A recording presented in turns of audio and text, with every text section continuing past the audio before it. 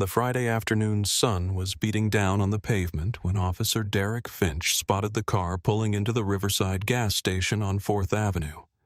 It was a 2018 Honda Accord, clean and well-maintained. Nothing remarkable about it except for one detail: a black man behind the wheel. The man was James Freeman, 48 years old, pastor of Mount Zion Baptist Church, and someone Officer Derek Finch had been waiting for an opportunity to arrest for the past 3 years. Freeman had just come from visiting Mrs. Eleanor Washington at the hospital. She was 72, a founding member of Mount Zion, admitted with pneumonia 2 days prior. Freeman had spent the last hour reading scripture to her, holding her hand, reminding her that the church was praying for her recovery. It was the kind of work that filled his soul, the reason he had become a pastor in the first place. He was heading home to his wife Diana when the patrol car pulled up behind him at the gas pump. The stop was immediate and aggressive. Finch's lights were not even on. He simply pulled directly in front of Freeman's car, blocking the exit, and approached the driver's window with his hand resting on his duty belt. Freeman lowered his window. "License and registration," Finch commanded it, not bothering with pleasantries or explanation. "No good afternoon? No, do you know why I stopped you?" Just immediate authority delivered with contempt. Freeman's hands were visible and steady.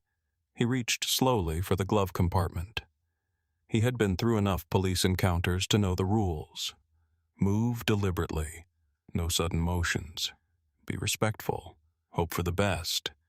"Is there a problem, officer?" Freeman asked. His voice was calm and measured, the voice of a pastor trained to soothe, to de-escalate, to find common ground. Finch did not answer. He took Freeman's license and registration, walked back to his cruiser, and sat there for 15 minutes. Freeman waited. He checked his phone. He saw messages from church members. He thought about Diana waiting at home. He had no idea what violation he had committed. When Finch returned, his jaw was clenched. His face was flushed. He handed back the documents without a word, then leaned toward the window. "Your taillight is broken." Freeman glanced in his mirror. The taillight was clearly functioning. He could see the red glow even in the bright afternoon sun. It was working perfectly. "Officer, I think you might be mistaken," Freeman said gently, offering an out. A way for Finch to reconsider. "My light is on. See the glow." Finch's eyes narrowed. This response infuriated him more than outright defiance would have. Freeman was not fighting him. Freeman was not angry. Freeman was simply stating a fact. And in that moment, Finch made a choice. "That is not the violation," Finch said, changing his story midstream. "I am issuing you a citation for vehicle inspection failure." "My vehicle was inspected 3 months ago," Freeman responded. "I have the sticker right here on the windshield." There was a moment of silence. Finch was running out of reasons. Freeman had anticipated his moves and countered each one with facts. This made Finch angrier. "You were swerving," Finch said finally. "I watched you swerve when I pulled behind you." "Officer, I slowed down when you pulled behind me." Freeman shook his head. "I did not swerve." "But if you believe I did, I am happy to take a field sobriety test right here." "I have not had anything to drink." Finch stepped back from the window. He looked at Freeman, really looked at him. And what Finch saw was not a man who had committed a traffic violation. What Finch saw was someone who understood his rights. Someone who would not be intimidated. Someone who would not accept the fiction Finch was trying to construct. And that was the greatest provocation of all. "Step out of the vehicle," Finch ordered. Freeman complied. He opened the door, slowly stepped out, and kept his hands visible. He was wearing a light blue dress shirt, the one he had worn to the hospital because it was clean and professional. His hands were empty. His posture was unthreatening. Finch began a pat down. It started as a standard frisk and quickly became something else. It was aggressive, invasive, clearly searching for something, anything that could justify an arrest. Freeman stood completely still. He did not resist. He did not flinch. He simply endured it, understanding exactly what was happening. This was about power. This was about Finch trying to assert authority over someone who did not acknowledge his illegitimate claims to it. When the pat-down yielded nothing, Finch stepped back. "I am detaining you for suspected drug possession, based on what Freeman asked, based on your demeanor. You are being evasive." Freeman had done nothing evasive. He had been transparent and cooperative, but he understood that Finch was not operating in the realm of logic anymore. Finch was operating in the realm of power, and in that realm the officer always wins, until he does not. "You can search my vehicle," Freeman said. "You will find nothing. I do not need your permission," Finch replied. He turned to call for backup radio on his belt, crackling to life.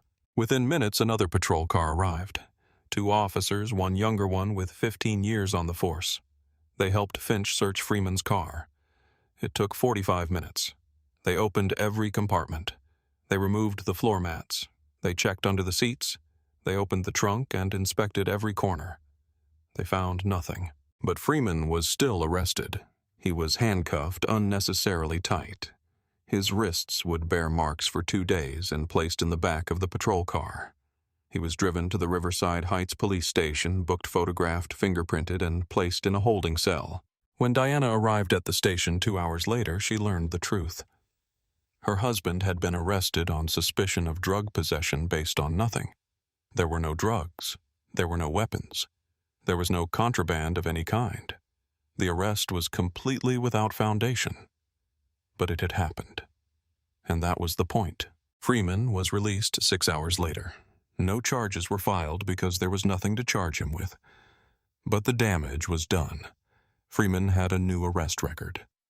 Freeman had been humiliated in a public place. Freeman had been treated like a criminal when he had done nothing wrong. And somewhere in this city, Officer Derek Finch believed he had won. James Freeman had not grown up with privilege. His father worked in manufacturing. His mother was a nurse. Neither had gone to college. But they had instilled in their children something more valuable than money: a sense of purpose. Freeman's older sister was now a high school principal. His younger brother was an engineer.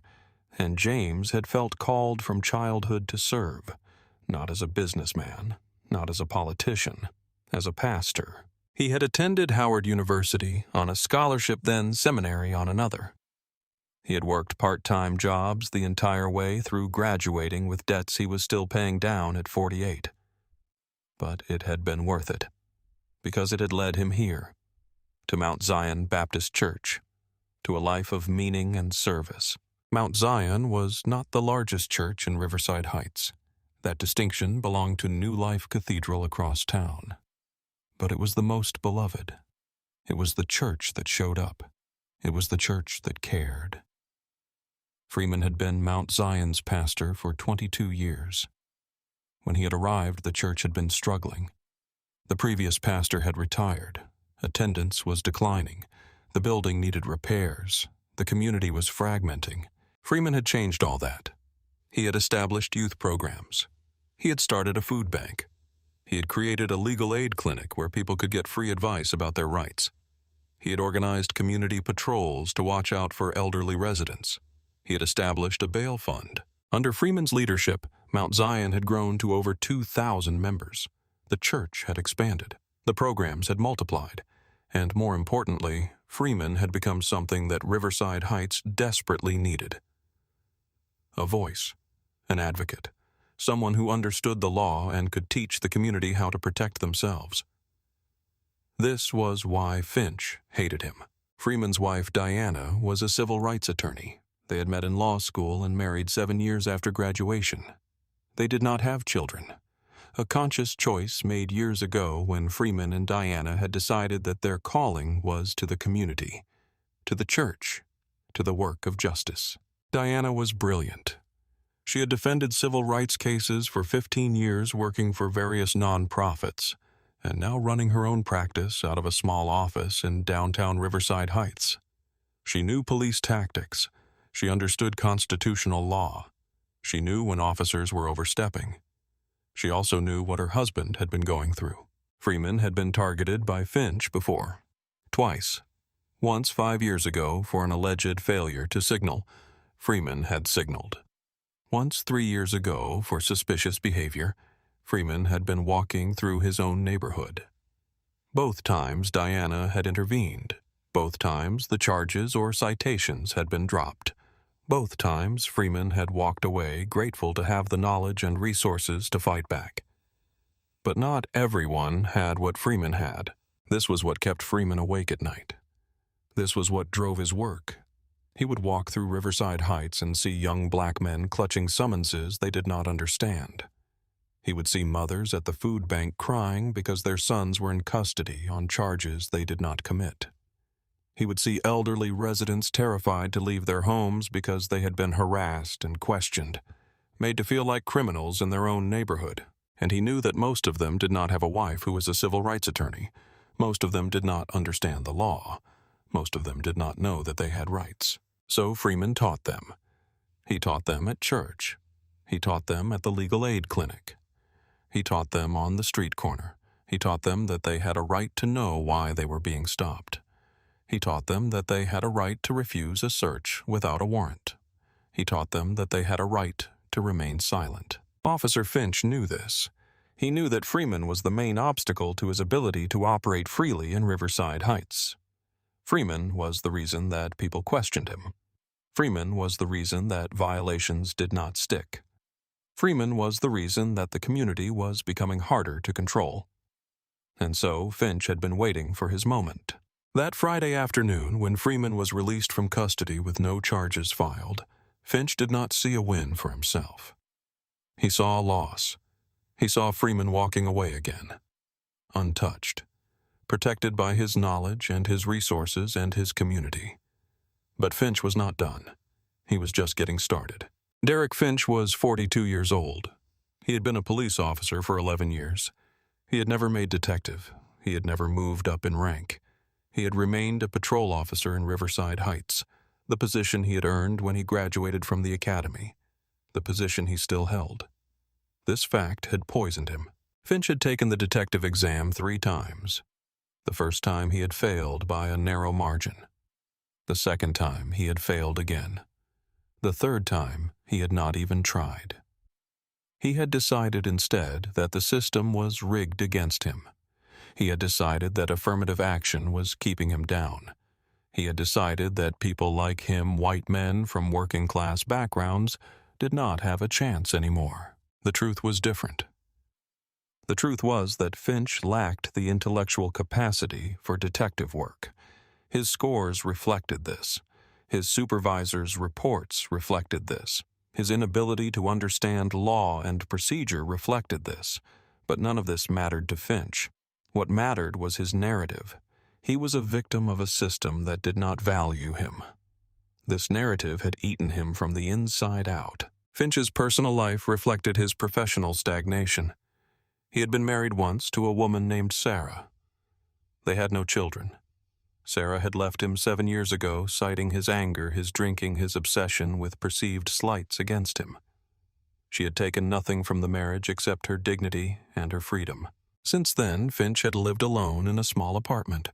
He had adopted a dog, a pit bull he kept on a chain in the backyard.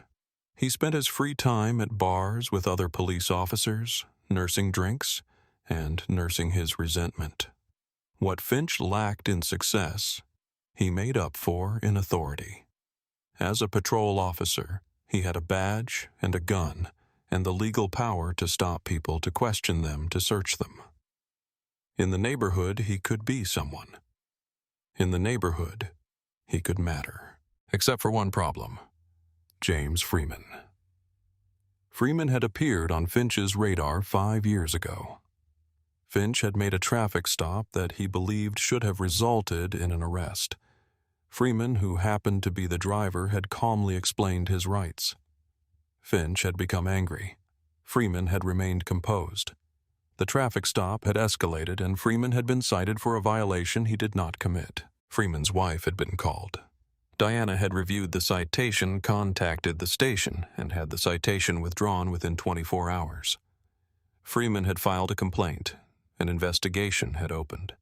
Finch had been reprimanded. A note in his file about inappropriate escalation. It was the first time in his career that Finch had been held accountable for anything. And he had never forgiven Freeman. Since then, Finch's personnel file had become a roadmap of complaints against him. 18 complaints in 11 years. 12 of them involved racial profiling.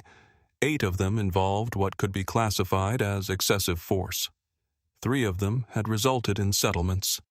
Paid out by the city, not by Finch, because that was how the system worked. All of these complaints should have ended Finch's career. Any reasonable police department operating with any concern for public safety or civil rights would have terminated him. But Finch had 2 things protecting him: the police union and a police department that had decided long ago that accountability was optional. The union defended him reflexively. If someone filed a complaint, the union got involved immediately. They hired attorneys. They fought the cases. They made the process of accountability so expensive and time-consuming that police departments often simply gave up. The department, meanwhile, had made peace with the corruption. They knew about Finch's record. They knew he was targeting black residents. They knew his arrests rarely resulted in convictions because there was typically no basis for them. But they also knew that nobody was going to force them to act. The city council was not paying attention. The media covered individual incidents, but never the pattern. The community was fragmented. Everyone was insulated except Freeman. Freeman saw the pattern. Freeman understood that Finch's actions were not random, not individual, not isolated. Freeman saw that Finch was part of a larger machinery of control, a machinery designed to keep Black Riverside Heights residents intimidated and compliant and powerless. And Freeman had decided to fight it. This was why Finch hated him. On that Friday afternoon, when Freeman walked out of the police station with no charges filed, Finch was there. He did not approach Freeman. He simply watched from his patrol car. He watched Freeman meet Diana in the parking lot. He watched Diana embrace her husband. He watched Freeman's face, still composed, still dignified, even after 6 hours in custody. And Finch made a decision. This time, he would not let Freeman walk away with just an arrest record. This time, he would make sure that Freeman faced real consequences. This time, he would use the system itself as a weapon. Diana's hands were shaking as she drove Freeman home from the police station. Not because she was frightened. She had been through legal battles before, but because she was angry. She was the kind of angry that cuts through exhaustion and produces clarity. Freeman sat in the passenger seat looking out the window at Riverside Heights as they drove, the neighborhood he loved, the neighborhood he served, the neighborhood that was in so many ways a prison. "We are going to fight this," Diana said. It was not a question or a suggestion. It was a statement of fact. "This arrest is completely baseless. We have a case against what Freeman asked." Against what? Against the police department. They will protect him. Against the union, they will protect him. Against the city. The city wants this to go away quietly. "Diana, we both know how this works. We know how it usually works." Diana corrected him. "But this time is different. This time it is you. And I have a network. I have resources. And I have had enough." Freeman reached over and squeezed his wife's hand. He loved her for this, for her refusal to accept injustice, for her willingness to fight, for her clarity of vision. But he also knew the toll that fighting took. He had seen it in his clients, in his congregation members, in himself. "Call the NAACP," Freeman said. "Call the community activists. Tell them what happened. Let us make this public." Diana made the calls from the car hands-free through the vehicle's Bluetooth. First, the NAACP Riverside Heights chapter. then the Black Lives Matter organizers, then friends and allies throughout the community. By the time they arrived home, Freeman's arrest was already spreading through social media. A church member who had been at the gas station had recorded part of the confrontation. Another church member had captured Freeman being placed in the patrol car. The footage was not complete, but it was enough. Diana posted it with a simple caption. "My husband, Pastor James Freeman of Mount Zion Baptist Church, was arrested on fabricated charges today. No drugs were found. No violations were committed. This is what happens in Riverside Heights when you teach black people their rights." Within 30 minutes, the post had 300 shares. By evening, the local news was calling for comment. Freeman agreed to an interview. He sat in his living room, still wearing the clothes he had been arrested in. The light blue dress shirt now wrinkled and bearing marks from the handcuffs. The reporter asked him about the arrest. Freeman explained the sequence of events. He explained that no contraband had been found. He explained that he had been cooperative and compliant. He explained that he had no idea what violation he had allegedly committed. Finch had changed his story multiple times. The reporter then asked the crucial question. "Do you believe this arrest was motivated by race?" Freeman considered the question carefully. He could have been diplomatic. He could have said he did not know the officer's motivations. He could have allowed for the possibility of misunderstanding. Instead, he told the truth. "Officer Finch has a pattern," Freeman said. "I have studied his record. 18 complaints in 11 years. Most of them involving black residents. Most of them involving alleged violations that do not hold up in court. Yes, I believe this arrest was motivated by race. Not by this encounter. By my identity.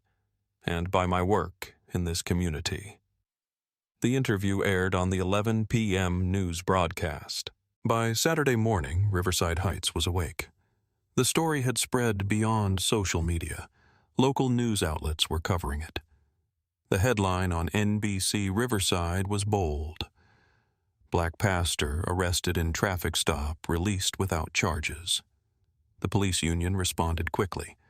A statement from the union president. "Officer Derek Finch acted in accordance with departmental procedure. The pastor has made allegations that are currently under investigation. The union stands with Officer Finch." The police department also responded, but more cautiously. The Riverside Heights Police Department takes all complaints seriously. An internal investigation into Officer Finch's conduct has been initiated. Freeman's church erupted with support. On Saturday, people were texting in the church group chat. By Sunday morning, word had spread, not just to Mount Zion members, but to the broader community. By Sunday morning, before Freeman's regular sermon, he held a special meeting with his church leadership. The board of deacons, the trustees, the ministry leaders. About 30 people gathered in the church office. Freeman stood at the front of the room. Diana sat beside him. They explained the situation. They explained that an investigation was underway. They explained that they intended to fight the arrest, that they intended to use it as an opportunity to shine a light on the pattern of racial targeting in Riverside Heights. One of the deacons, a man named Robert Washington. Eleanor Washington's son, spoke up. "Pastor, we are with you," Robert said. "Whatever you need, we are with you." Others nodded. One woman, Reverend Pauline Thomas, from a sister church, spoke up. "This is bigger than you now, Pastor Freeman," Pauline said. "This is about all of us. I am going to call my congregation. I am going to tell them what happened. We are going to stand with you." Freeman felt something shift in his chest. He understood in that moment that his individual struggle had become a collective one. That what had happened to him was what had happened to others. That the community was ready to speak. That same day, Freeman gave his Sunday sermon. The church was packed well beyond capacity. People were standing in the hallways. People were standing outside on the lawn with speakers projecting the service. Freeman did not speak about his arrest directly. Instead, he spoke about the biblical call to justice. He spoke about Moses standing before Pharaoh and demanding freedom for his people. He spoke about Jesus turning over the tables of the money changers and refusing to accept injustice. He spoke about prophets throughout history who had stood against oppression, knowing the cost, choosing to do it anyway. He did not mention Finch's name. He did not need to. Everyone understood what he was talking about. When we are silenced, we participate in our own oppression, Freeman told the congregation. When we accept injustice quietly, we give permission for it to continue. I was arrested yesterday on charges that have no basis. I was treated like a criminal when I had committed no crime, and I could accept this. I could tell myself that it is not worth fighting, that the system is too big, that resistance is futile. Freeman paused. He looked at the faces before him, his congregation, his community, his family. But if I do that, then every young person in this community learns that authorities can target them without consequence. Every parent in this community learns that their children are not safe. Every resident of Riverside Heights learns that justice is not for us. Freeman's voice grew stronger. I refuse that lesson. And I am asking you to refuse it with me. The response was immediate and overwhelming. People stood, people cried, people embraced each other. It was not celebration. It was recognition.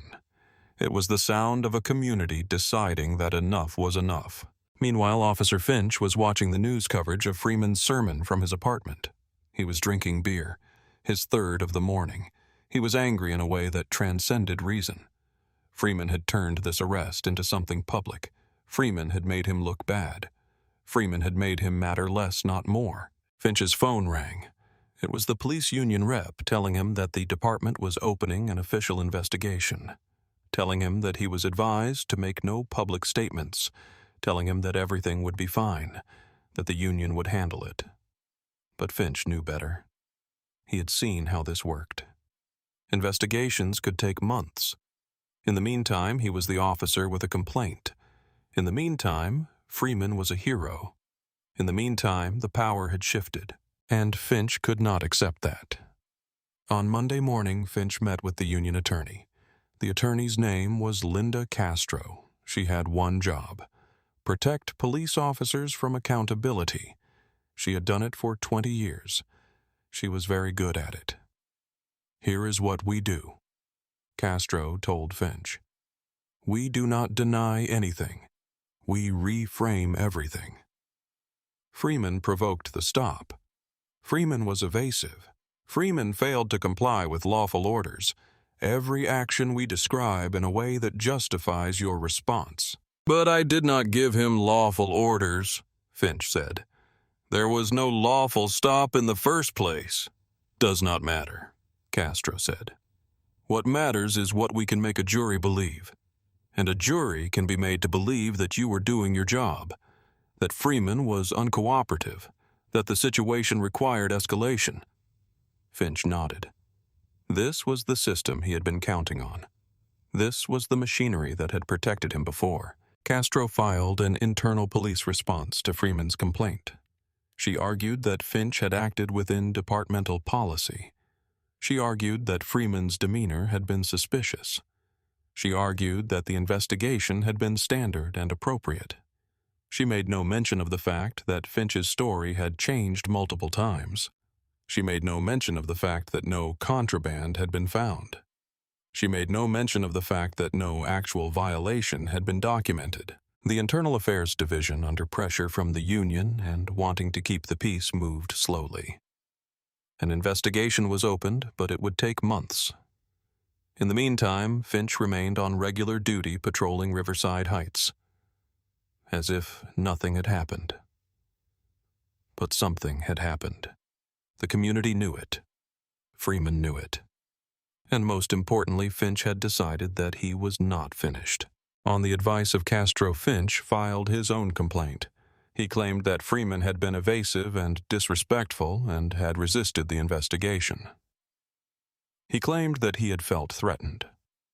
He claimed that Freeman's conduct had violated several municipal ordinances related to obstruction of justice and resisting authority. Based on Finch's complaint, a criminal charge was filed against Freeman. Freeman learned about it from Diana. She was shocked, then furious, then strategic. "This is retaliation," Diana said. "This is textbook retaliation. A police officer arresting someone without basis, then filing charges when that person does not cooperate with his fabricated investigation." "Can we fight it?" Freeman asked, though he already knew the answer. "Yes," Diana said, "but it is going to be expensive. We are going to need an attorney beyond me. We are going to need witnesses. We are going to need to prove that his entire account is a fiction." Freeman felt the weight of what had just happened. He had intended to fight an arrest. Instead, he was now facing criminal charges that could result in jail time. Charges that, if convicted, would end his career as a pastor. Charges that were completely fabricated. This was the system's response. When you challenged it, it did not just defend itself, it attacked. Freeman called an emergency meeting with his church leadership. He told them about the criminal charges. He explained that his legal fees were going to increase dramatically. He explained that the trial could take a year or more. He explained that the outcome was uncertain, even though the charges were baseless. "We need to think about how we support you," said Reverend Thomas. "We need to organize. We need to make sure the community knows what is happening. We need to make sure that Finch cannot just disappear. We need to do more than that," Freeman said. "We need to change the system. We need to make sure that what happened to me does not happen to anyone else." And that was when the idea began to take shape. Not just a defense for Freeman, but a movement. The news of Freeman's criminal charges spread through Riverside Heights like electricity through water. By Wednesday, the story had exploded beyond local news into regional coverage. NBC News Riverside ran a deep investigation into Officer Finch's record. They obtained his personnel file through a public records request. They documented his 18 complaints. They interviewed 7 people who claimed they had been falsely arrested by Finch. Each story followed the same pattern. A minor traffic stop that Finch had escalated. An arrest for fabricated charges. Charges later dropped or dismissed. One young man, 24-year-old Marcus Johnson, appeared on camera. "I was stopped 5 years ago," Marcus explained. "I was not speeding. I was not breaking any law. Officer Finch said I was acting suspicious. He searched my car, found nothing, but arrested me anyway for suspected drug distribution. The charges were dropped a month later, but that arrest stayed on my record. I lost job opportunities because of it. I lost years of my life worrying about a conviction that never came." Another person interviewed was Keisha Williams, a 38-year-old mother of 3. "I was pulled over 3 times in 1 month by Officer Finch," Keisha said. "Each time he said he was investigating a concern. Each time he found nothing. But each time he treated me like I was a criminal. My children watched their mother being treated that way by someone with a badge. They learned that authority does not require justification. They learned that being black made you a target." The news investigation concluded with footage of Finch on a previous stop. Footage from another officer's dashboard camera that had been released to the news station. In the footage, Finch was aggressive, verbally abusive, dismissive of the driver's explanations. The contrast with Freeman's composed, cooperative demeanor was stark. The headline on NBC Riverside's website was unambiguous. "Officer Derek Finch. 18 complaints. 0 consequences." That headline, more than anything else, changed the conversation. It was not about Freeman's arrest anymore. It was about the pattern. It was about the system that protected officers like Finch. It was about the machinery that allowed bad actors to operate without accountability. The police union responded with a full-page statement in the newspaper. They argued that Finch's complaints had been disputed and unsubstantiated. They argued that an investigation takes time and that a person should not be convicted in the court of public opinion. They argued that Finch deserved due process. All of this was true, but it was also a distraction from the fundamental fact. The union had never actually held Finch accountable. They had defended him. They had hired lawyers. They had made accountability impossible. By Saturday morning, 8 days after the initial arrest, Freeman's church decided to take action. Reverend Pauline Thomas called Freeman. "We need to do something visible," Pauline said. "Something that shows the community we are serious. Something that makes it clear this is not just about you." Freeman had been thinking about this too. He had been praying about it. And he had come to a conclusion. "A Sunday service," Freeman said. "Open to everyone. A public witness. We do not arrest Finch in absentia. We do not judge him. We simply stand together and say we see what happened. We see the pattern. And we will not be silent." "How do we make it big enough to matter?" Pauline asked. "We reach out," Freeman said. "We call every church in Riverside Heights. We call activist organizations. We call the mothers who have lost people to police violence. We call people who have been wrongfully arrested. We make it clear that this is not just about me. This is about all of us." That Saturday, Freeman and Diana spent the entire day making calls. They called 40 different organizations. They called churches across Riverside Heights and the surrounding neighborhoods. They called community leaders, activists, mothers, and advocates. The response was overwhelming. Not every organization committed immediately. Some hesitated. Some worried about inflaming tensions. Some worried about making it worse for the pastor. Some wondered if organizing would trigger retaliation. But most said yes. Most said they were ready to stand. By Saturday evening, Freeman had commitments from 12 churches and 12 activist organizations. Word was spreading on social media. Justice. For Freeman began trending locally. Posts shared Freeman's story. Posts shared the articles about Finch's record. Posts asked the community, "What will you do?" Chief of Police David Morrison was not a bad man. He was in many ways an administrator trying to navigate a broken institution. He had been hired 5 years earlier with a mandate to improve community relations. He had made some progress. He had started a community policing program. He had instituted de-escalation training. He had been, by the standards of police leadership, progressive. But he was also constrained by the institution he led. The police union had power. The city government was often indifferent. The previous administration had made concessions to the union that Morrison was stuck with. When Freeman's arrest became public news, Morrison had no choice but to open an investigation. The pressure was too great. The story was too prominent. The community's attention was too focused. He assigned the investigation to the Internal Affairs Division. The captain of IA was Michael Chen. He was meticulous and fair-minded. Chen would do a thorough job. Morrison had confidence in that. But Morrison also knew that the investigation would take time, and in the meantime, Finch would continue to be on the streets, continue to be a patrol officer, continue to be a problem. Chen began the investigation by interviewing Freeman. Freeman provided a detailed account of the stop, the arrest, the search of his vehicle, the detention, and his eventual release. Freeman was calm and precise. He had Diana with him as his attorney. Chen then interviewed Finch. Finch's story was consistent with what he had told the media. Freeman had been evasive, suspicious, uncooperative. Finch maintained that he had had reasonable suspicion to stop Freeman. He maintained that he had had reasonable basis to conduct a search. He maintained that Freeman's demeanor had justified escalation.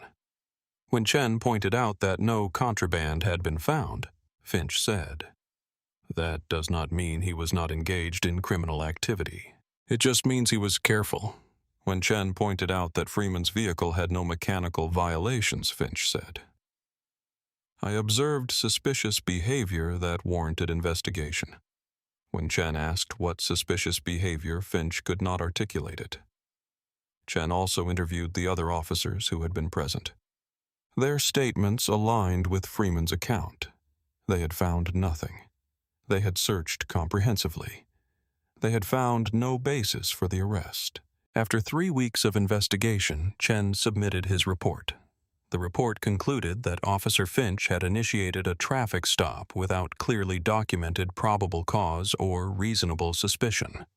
The report concluded that the search of Freeman's vehicle had been conducted on questionable grounds. The report concluded that the arrest had been inappropriate. The recommended disciplinary action was a 2-week suspension without pay. Freeman read the report and felt something between relief and betrayal. Relief that the investigation had confirmed what he already knew. The arrest was unjustified. Betrayal that the consequence was so minimal. A 2-week suspension. For an arrest that had no basis. For behavior that had been documented repeatedly in Finch's file. He called Diana. 2 weeks, he told her. That is all they are recommending? Standard playbook, Diana said bitterly. Make the investigation public enough to appear serious. Make the discipline light enough to protect the officer. Eventually the story dies. Finch comes back. And nothing changes. So the criminal charges against me, Freeman began. Still stand, Diana confirmed. The police department investigation and the criminal charges are separate.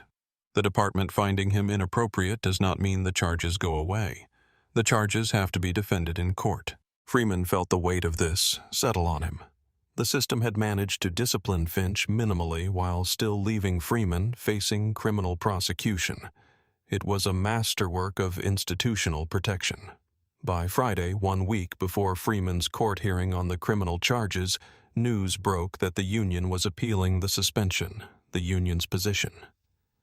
Finch had acted within policy. The suspension was unjustified. They would fight it. This was when something changed in Freeman. This was when the fight stopped being about him and started being about something larger. Officer Finch, emboldened by the union's support, decided to escalate. He began additional stops in Riverside Heights. More traffic stops of black drivers. More searches. More investigations into alleged violations. He was making a point. He was not going to be intimidated by an investigation. He was not going to be cowed by a 2-week suspension. He was going to do his job, whatever that meant in his understanding. Within a week, he had stopped 17 drivers. All were black. All were Riverside Heights residents. None had committed any actual violation that could be documented. Word spread through the community.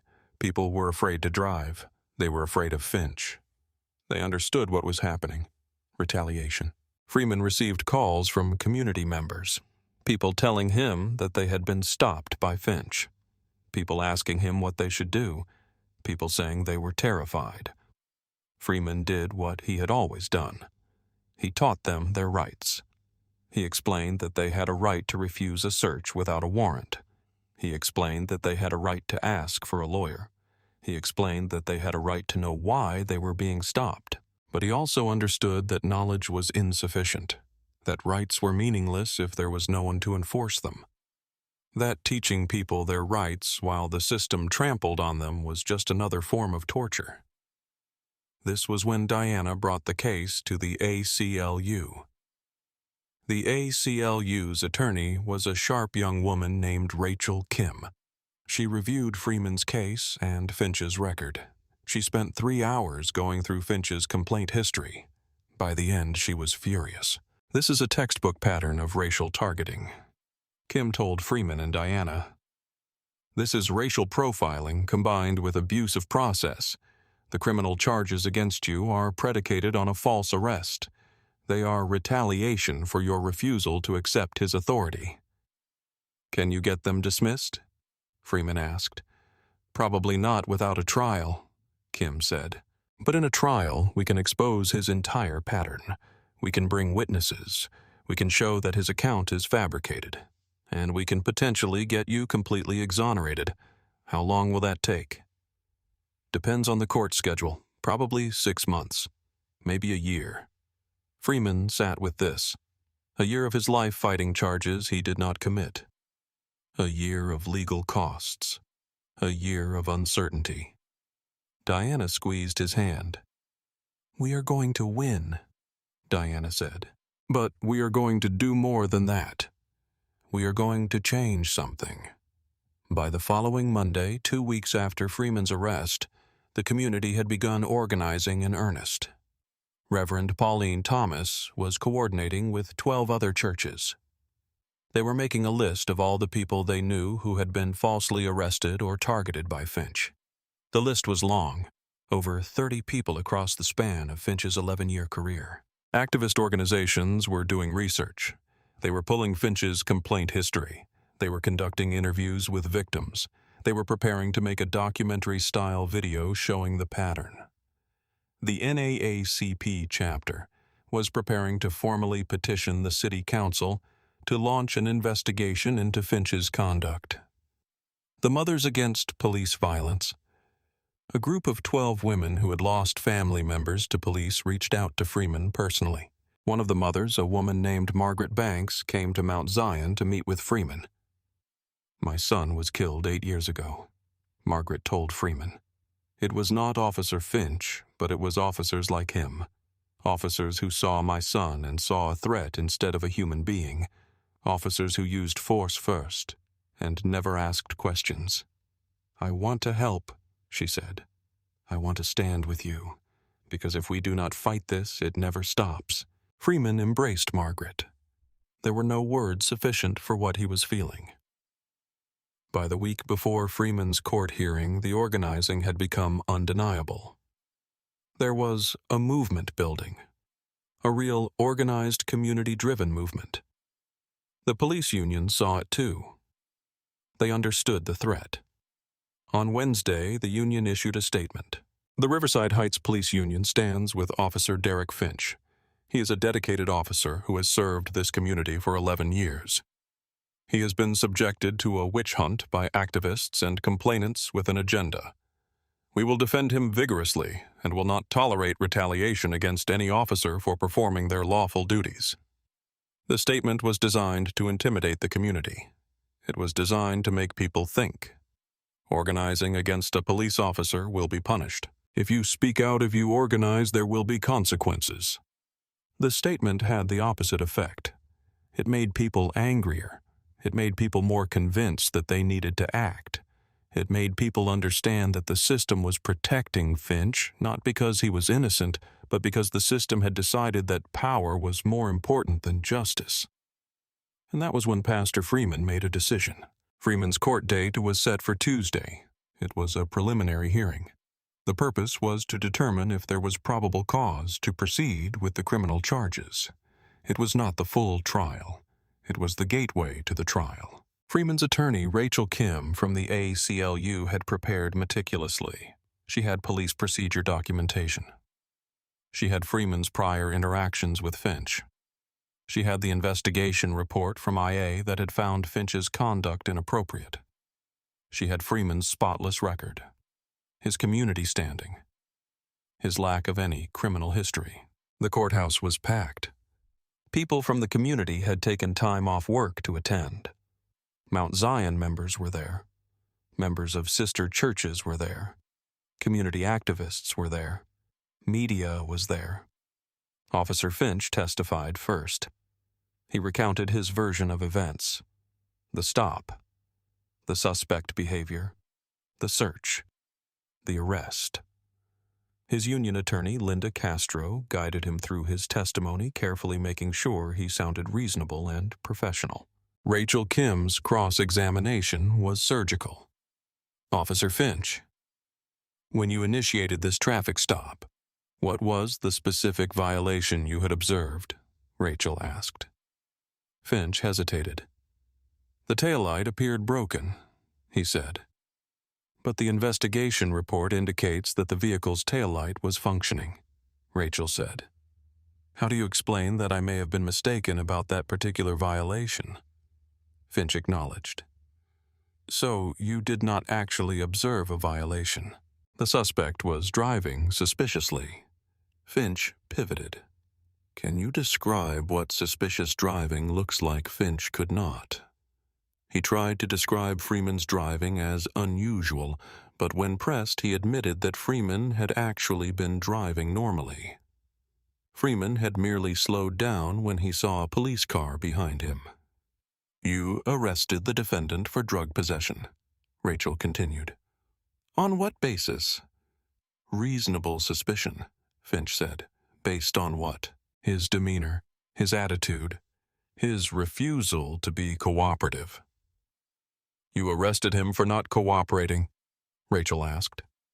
"Or did you arrest him for questioning your authority?" "He was evasive," Finch maintained. "Did he provide his license and registration when requested?" "Eventually, yes." "Did he exit the vehicle when asked?" "Yes." "Did he resist the search of his vehicle?" "No." "Did he resist being handcuffed?" "No." "In what way was he uncooperative?" Rachel pressed. Finch had no answer.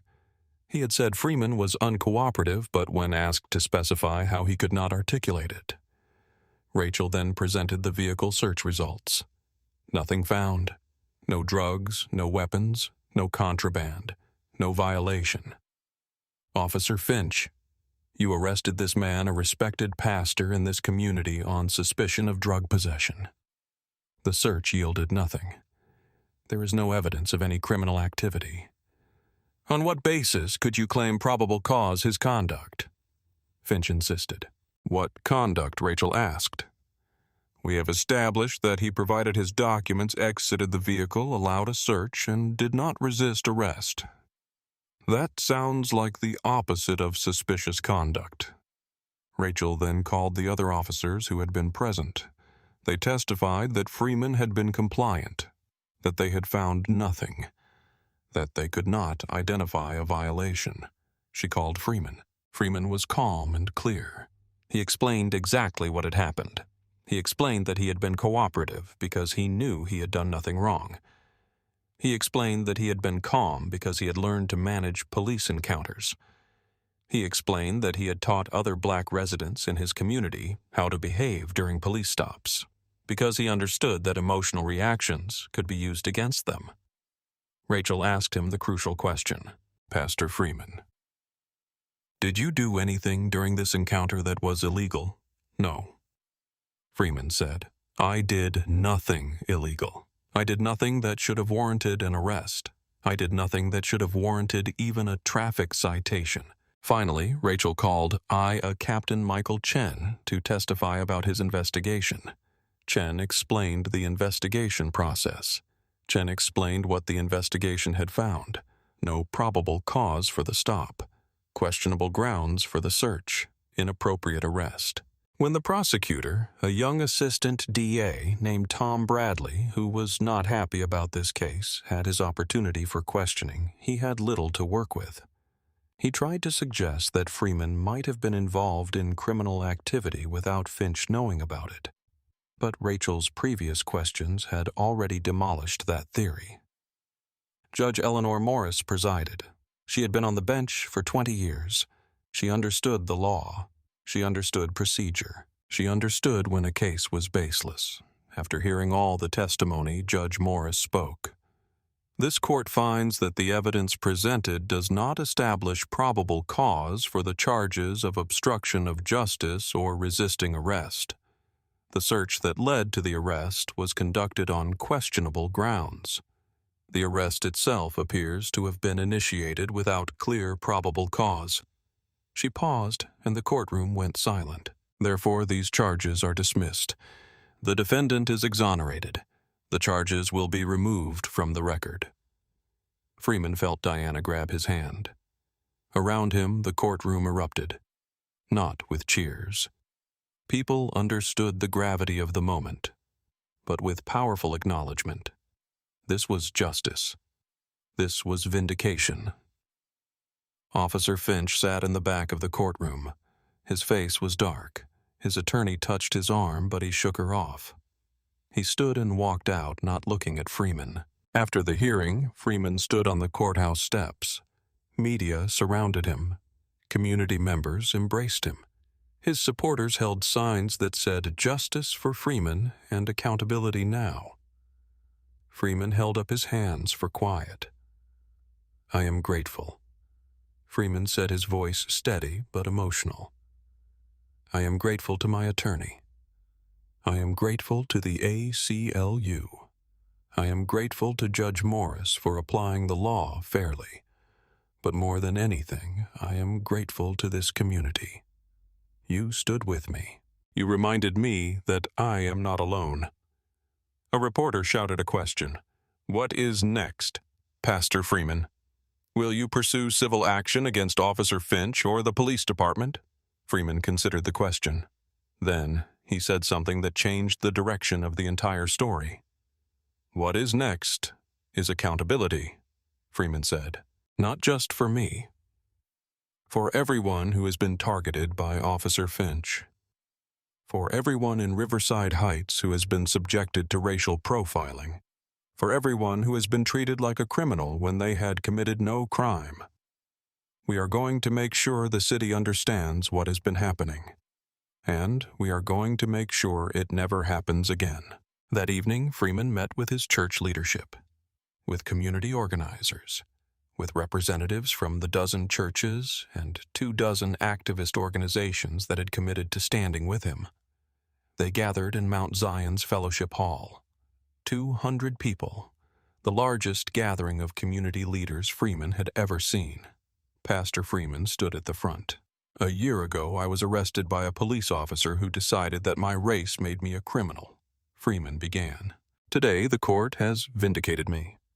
But this victory is not about me. This victory is about us. This is about our community deciding that we will not accept injustice anymore." Freeman paused. His words settled. "I am proposing that we do something visible, something public, something that shows the city that we are watching, that we understand what is happening, that we will not be silent. I am proposing that next Sunday we hold a public service, an open gathering. We invite media. We invite city officials. We invite the world to witness what community accountability looks like." The room went quiet. Then Reverend Pauline Thomas stood. "I am in," she said. "Sister Love Baptist Church will be part of this." One by one, the other pastors stood. One by one, the community organizers pledged their participation. By the end of the meeting, Freeman had commitments from 40 different organizations, from 12 churches, from activist networks across Riverside Heights and the surrounding areas, from media outlets, from civil rights groups. Saturday morning, exactly 1 week before the planned gathering, the organizing machinery shifted into overdrive. Reverend Pauline Thomas was calling churches. Not just churches in Riverside Heights, but churches across the region. She was explaining what had happened. She was asking them to spread the word. She was asking them to bring their congregations if they could. The response was varied. Some churches said yes immediately. Some were hesitant, worried about getting involved in politics. Some worried about police retaliation. Some worried that organizing against a police officer was somehow inappropriate. But most said yes. Community activists were using social media strategically. They were not just asking people to show up. They were educating people about Finch's pattern. They were sharing stories from victims. They were creating videos of people explaining what had happened to them. One video featured Marcus Johnson, the young man who had been wrongfully arrested 5 years earlier. "Officer Finch arrested me on fabricated charges," Marcus said to the camera. "It took a month for the charges to be dropped. But that month cost me a job opportunity. That month cost me my sense of security. That month cost me my trust in the system. I am here to support Pastor Freeman because I want to make sure what happened to me does not happen to someone else." Another video featured Keisha Williams. "I was stopped 3 times in 1 month," Keisha said. "Each time I was terrified. Each time my children watched their mother being treated like a criminal. I am here because I want my children to grow up in a world where they do not have to be afraid." The Mothers Against Police Violence began calling their networks. They reached out to women in other cities who had lost family members to police violence. They made it clear. This is not just about Riverside Heights. This is about all of us. By Friday evening, the organizing team estimated that they could expect between 1,000 and 2,000 people on Sunday. But there was fear, too. Real fear. The police union had made veiled threats, statements about increased enforcement in neighborhoods that organized against the department. This was a clear message. If you protest, there will be consequences. Some community members got cold feet.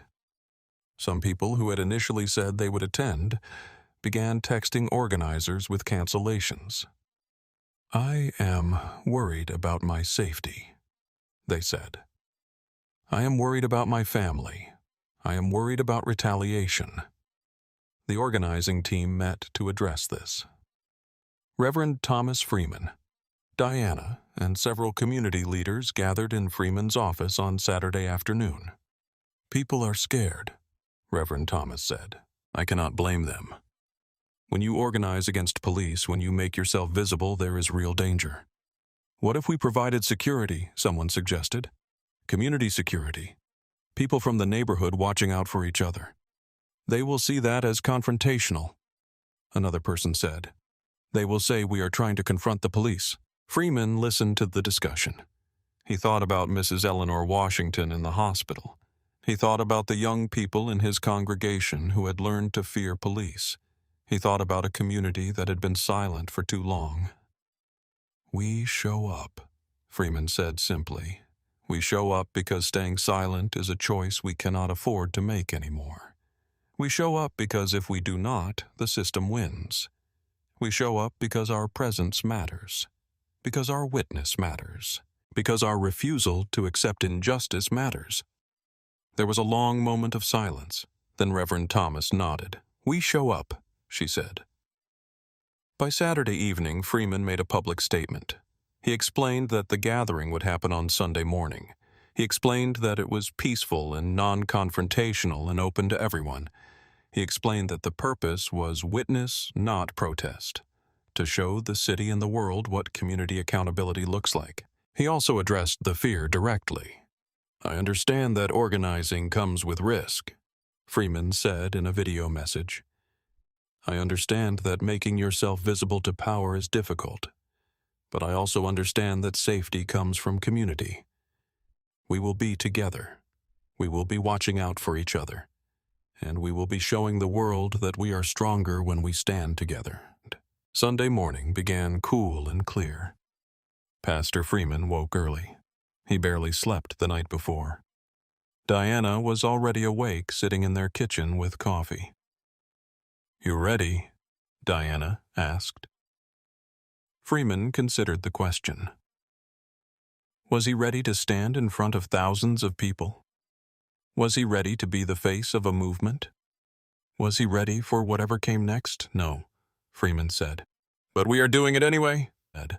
But Mount Zion Baptist Church held about 1,200 people when completely full. By 7 in the morning, the church was already packed. By 8, people were standing in hallways. By 8:30, people were outside on the lawn listening to the service through external speakers. By 9 o'clock, something remarkable was happening. People were arriving in waves. Not just church members, not just community members, families, children, elderly people, young activists, white allies, people from churches across the city, people from activist organizations, media crews from local, regional, and national news outlets. The police had cordoned off the street in front of the church. Officers in tactical gear lined both sides. It was meant to intimidate. Instead, it was a visible reminder of why they were there. By 10 o'clock, the crowd outside had become massive. Police estimated it at 2,500 people, perhaps more. Inside Mount Zion, the church leadership was gathered. Freeman was in the pastor's vestry in the private room where he prepared for services. He was wearing his pastoral robes, the ones he usually wore on major holy days. Diana sat across from him. "Your phone has been buzzing all morning," Diana said. "The mayor's office wants to attend. The city council president wants to speak. The NAACP national office is sending someone." This is huge. Freeman nodded. He had known this moment was coming, but the scale of it still struck him. "Are you scared?" Diana asked. "Terrified," Freeman said. "But I feel like I am supposed to be here.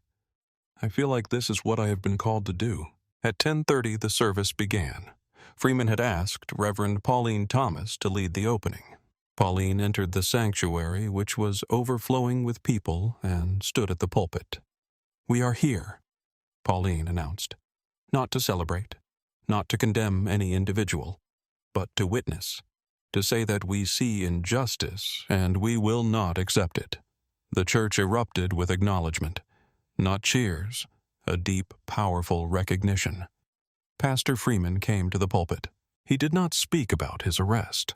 Instead, he spoke about the system. "A year ago, I was arrested," Freeman began. "It was traumatic. It was unjust. But I was blessed. I had an attorney. I had resources.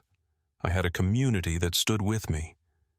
Not everyone who is arrested by Officer Derek Finch has those advantages. Not everyone has the knowledge to fight back. Not everyone has the community to support them." Freeman paused and looked at the faces before him. "Officer Finch has been a police officer for 11 years, Freeman continued. "In those 11 years, he has been accused of misconduct 18 times. 12 times those accusations involve racial profiling. 12 times he has been accused of targeting black residents, and 12 times the system has protected him." Freeman shifted his focus. "But this is not just about Officer Finch. Officer Finch is a symptom. He is a symptom of a system that protects officers over community. A system that settles lawsuits quietly so nobody knows what happened. A system that does not hold officers accountable unless there is overwhelming public pressure. This system is not unique to Riverside Heights. This system exists everywhere. This system is the reason that trust in police is broken." He paused again. "Today, we are here to say that we see the pattern. We are here to demand accountability, and we are here to say that we will not be silent anymore." The first person to step forward was Marcus Johnson, 24 years old, 5 years earlier falsely arrested by Officer Finch on drug possession charges that were later dropped. Marcus spoke for 5 minutes. He explained what that arrest had done to him. The lost opportunities. The damage to his record. The fear that has never fully left him. Next came Keisha Williams, the woman who had been stopped 3 times in 1 month. "Each time," Keisha said, "I was terrified. Each time my children watched. Each time I was treated like a criminal simply because of my race.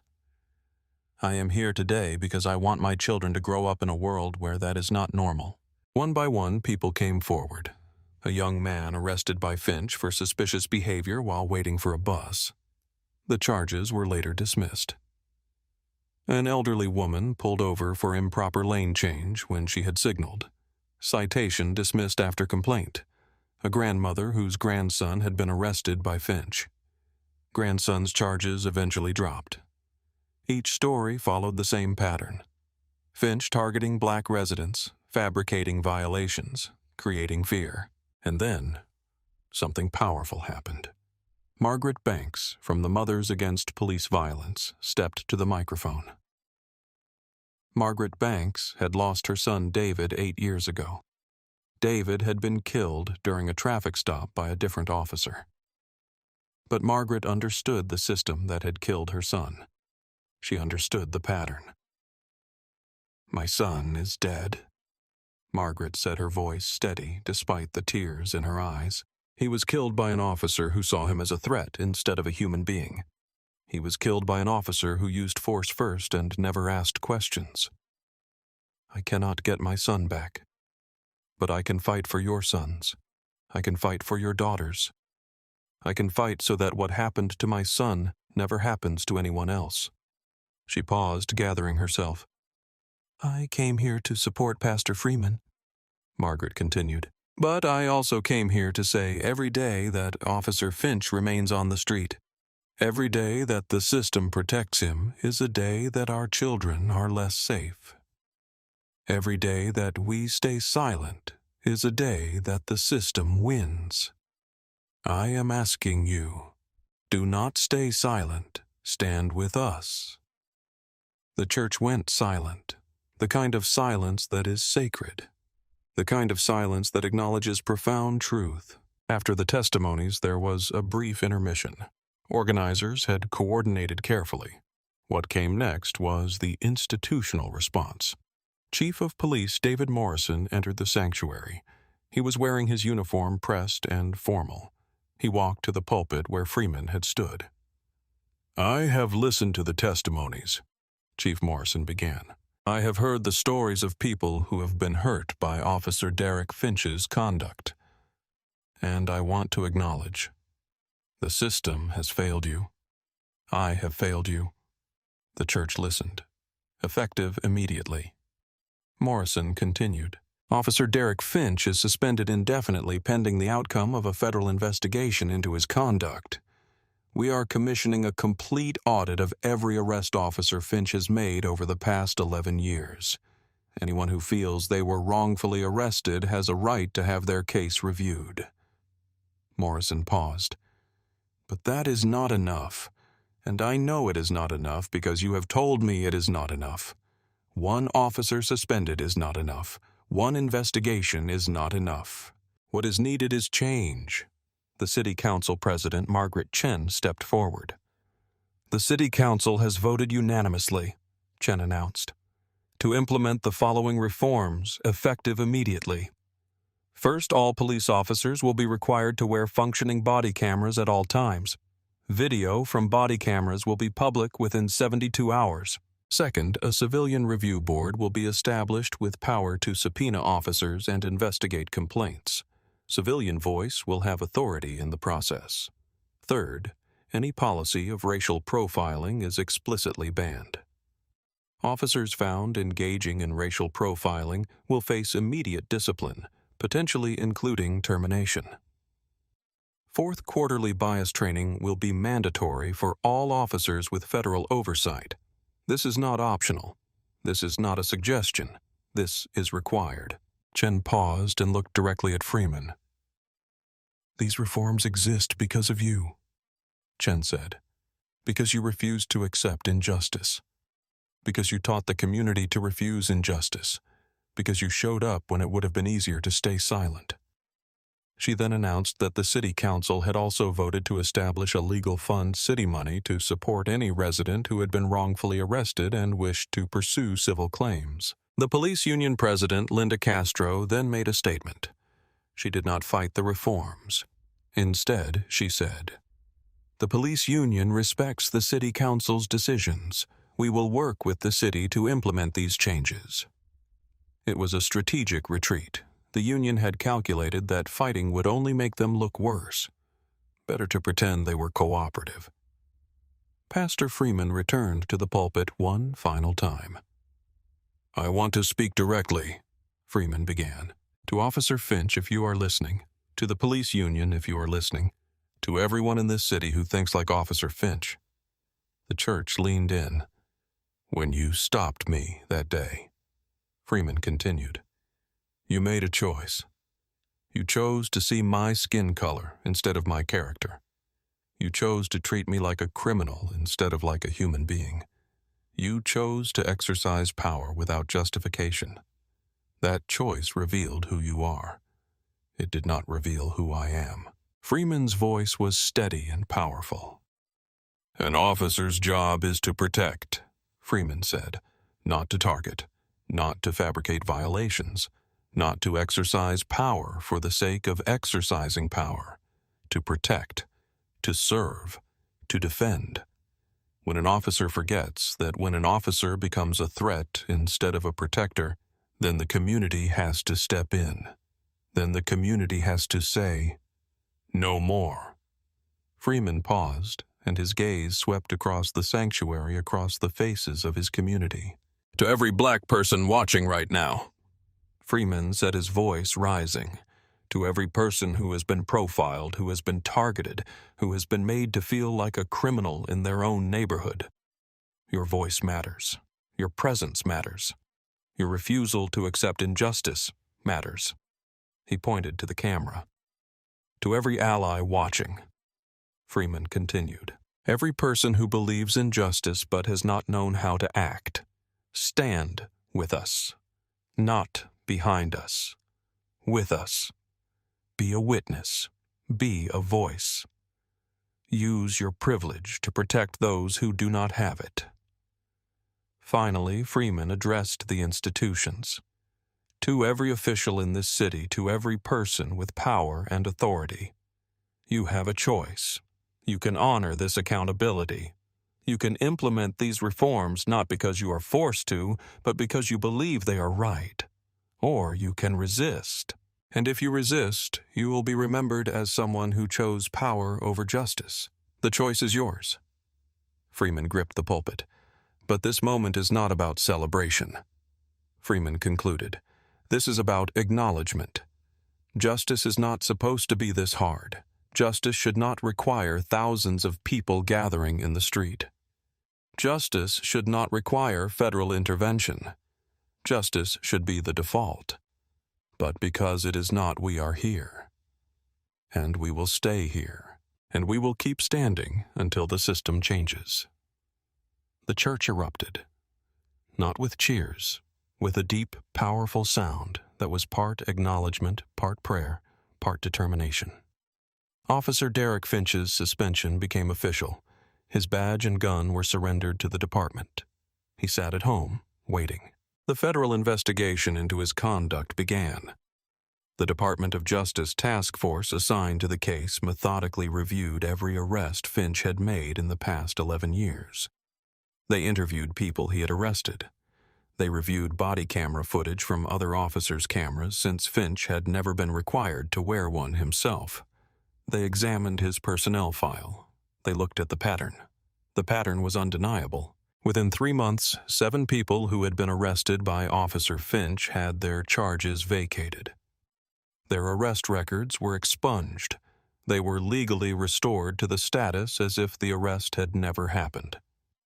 Freeman's own arrest record was expunged as ordered by the court. Legal as if it had never happened. Officer Finch was formally charged with 2 counts: abuse of authority and falsifying reports. His trial was scheduled for 6 months out. Chief Morrison held a press conference announcing the charges. He was direct. Officer Finch violated the trust of the community.